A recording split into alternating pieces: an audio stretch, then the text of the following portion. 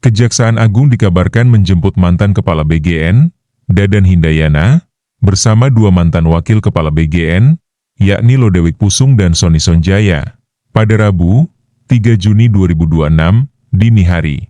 Berdasarkan informasi yang beredar, penjemputan dilakukan sekitar pukul 4 waktu Indonesia Barat. Hingga siang hari, Kejaksaan Agung belum menjelaskan secara rinci status hukum ketiga mantan petinggi BGN tersebut maupun perkara yang sedang didalami penyidik.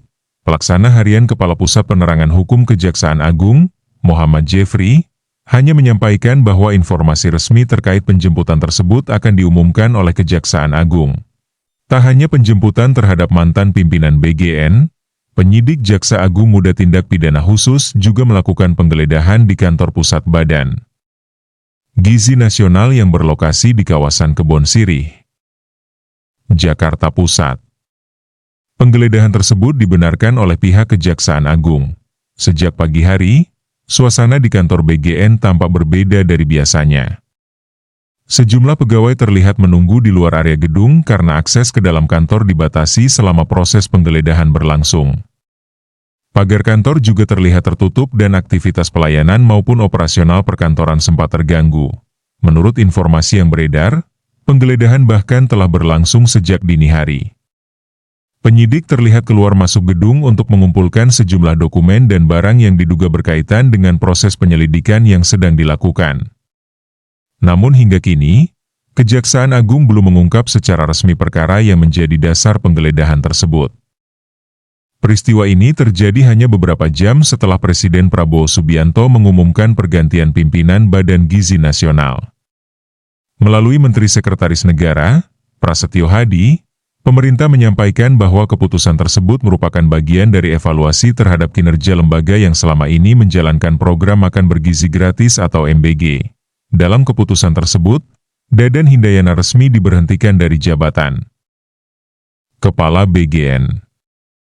Bersamaan dengan itu, dua wakil kepala, yakni Lodewijk Pusung dan Sony Sonjaya, juga dicopot dari jabatannya.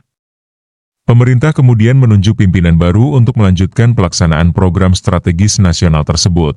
Pergantian pimpinan BGN sendiri dilakukan di tengah berbagai sorotan terhadap pelaksanaan program makan bergizi gratis yang menjadi salah satu program unggulan pemerintah.